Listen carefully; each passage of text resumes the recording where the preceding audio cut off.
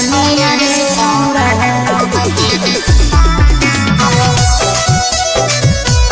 कनिया रे छौड़ा ममिया भर के बना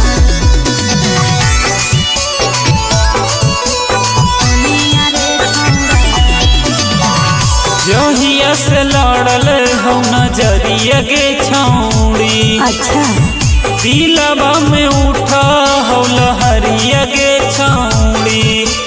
हे गे बोल जहिया से लड़ल हो नजरिया गे छौड़ी।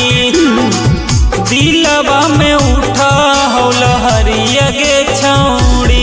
तोरा रोज हम पिलाई बोला भोला पनिया रे छौड़ा ममिया भर के बना ले अपन कनिया रे छौड़ा ममिया भर के बना ले अपन कनिया रे छौड़ा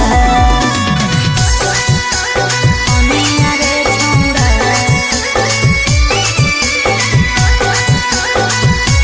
ममिया भर के बना ले अपन कनिया रे छौड़ा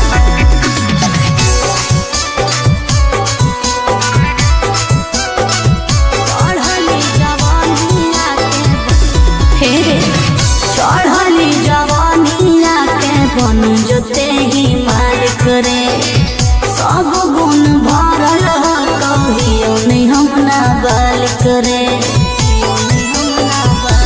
चुमा दे देना एगो हमारा तत्काल छौड़ी। हकौ दिलहबा के बुरा हमर हाल छौड़ी।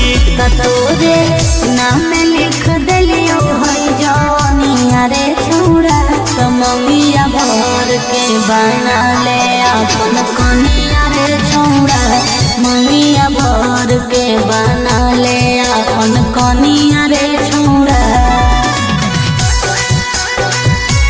ममिया भर के बना ले कनिया रे छौड़ा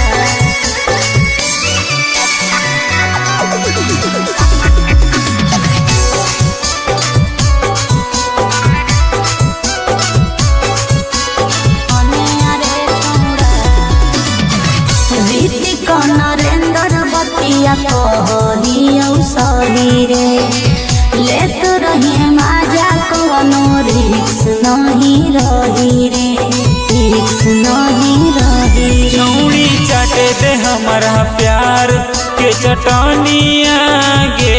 हम तोरे बनैबो अपन दुल्हनिया गे। दयामित पप्पू रोज चिखबई जवानिया रे छौड़ा ममिया भर के बना ले अपन कनिया रे छौड़ा ममिया भर के बना ले